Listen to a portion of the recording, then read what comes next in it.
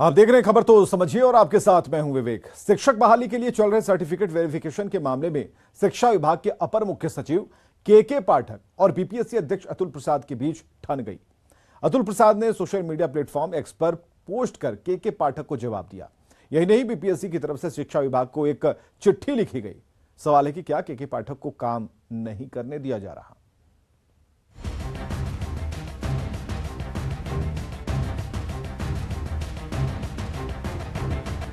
केशव कुमार पाठक उर्फ के पाठक एक ऐसा आईएएस अधिकारी जिसे आज बिहार का बच्चा बच्चा जानता है।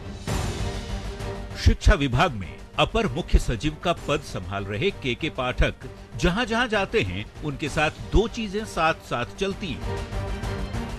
पहला कड़क और ईमानदार छवि और दूसरा अनलिमिटेड विवाद। के पाठक एक बार फिर चर्चा में हैं और वजह है शिक्षा बहाली को लेकर हो रहा सर्टिफिकेट वेरिफिकेशन। इस मुद्दे पर शिक्षा विभाग के अपर मुख्य सचिव के पाठक और बीपीएससी के चेयरमैन अतुल प्रसाद आमने सामने खड़े हो गए हैं।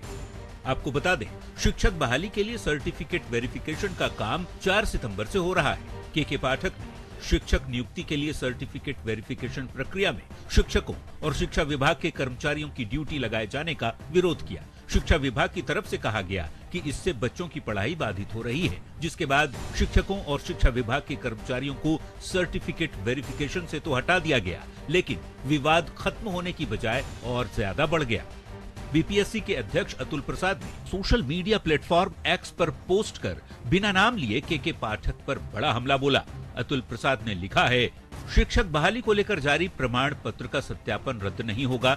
टीचर बहाली के लिए डॉक्यूमेंट वेरिफिकेशन का काम जारी रहेगा। जिन तत्वों ने डॉक्यूमेंट वेरिफिकेशन रद्द करने की कोशिश की थी, उन्हें और अधिक प्रयास करना चाहिए। बात यहीं पर खत्म नहीं हुई। बीपीएससी की तरफ से शिक्षा विभाग को एक पत्र लिखकर नसीहत भी दी गई है। पत्र में लिखा गया है, प्रमाण पत्रों का सत्यापन 2 स्तरों पर होता है। फाइनल रिजल्ट जारी करने के पहले विभाग की तरफ से वेरिफिकेशन होता है और फिर दूसरा वेरिफिकेशन विभाग की तरफ से परीक्षा में पास हुए अभ्यर्थियों का नौकरी में देने के पहले किया जाता है। बिना सत्यापन के आयोग की तरफ से कोई भी नोटिफिकेशन नहीं भेजा जाता। अब तक वेरिफिकेशन में सरकार सहयोग करती रही है। वेरिफिकेशन में किस विभाग के कर्मचारी को लगाना है, ये सरकार का विषय है। इस मामले में आयोग की बजाय सरकार से पूछना चाहिए।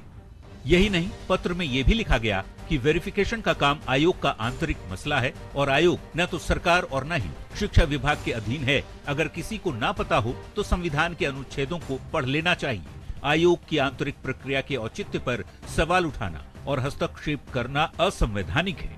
आश्चर्य है कि ये सब कुछ जानते हुए भी विभाग चाहता है कि बिना वेरिफिकेशन के आयोग अनुशंसा कर दे। मतलब बीपीएससी ने के पाठक के खिलाफ मोर्चा खोल दिया है। सवाल है कि के पाठक चाहते हैं कि शिक्षक सिर्फ बच्चों को पढ़ाने पर ध्यान दें और बिहार की शिक्षा व्यवस्था बेहतर हो जाए, तो इसमें क्या हर्ज है। न्यूज़ 18 के लिए पटना से रजनीश कुमार की रिपोर्ट। के पाठक जब से शिक्षा विभाग में आए हैं तब से किसी न किसी से उनकी भिड़ंत होती रहती है। कब किससे भिड़ंत हुई ये भी देखिए। तो शिक्षकों पर कड़ाई, शिक्षा मंत्री से भिड़ंत और बीआरएबीयू के वीसी प्रोवीसी पर कार्रवाई, कई लिस्ट है इसमें।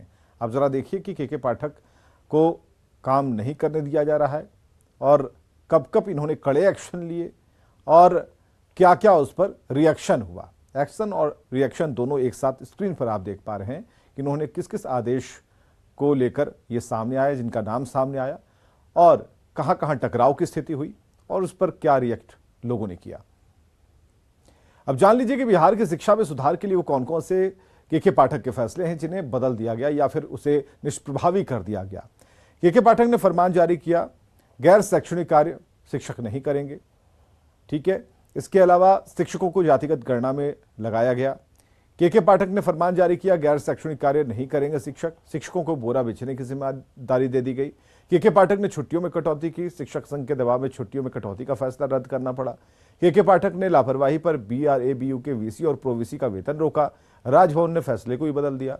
के पाठक ने फरमान जारी किया, गैर शैक्षणिक कार्य में शिक्षक नहीं लगेंगे, शिक्षक बहाली के सर्टिफिकेट वेरिफिकेशन में उसे नहीं लगाया गया। यही नहीं, जब के पाठक ने विश्वविद्यालयों से पढ़ाई लिखाई पर जवाब मांगा तो राजभवन ने फैसला पलट दिया और कहा कि सिर्फ राजभवन की बात ना सुने।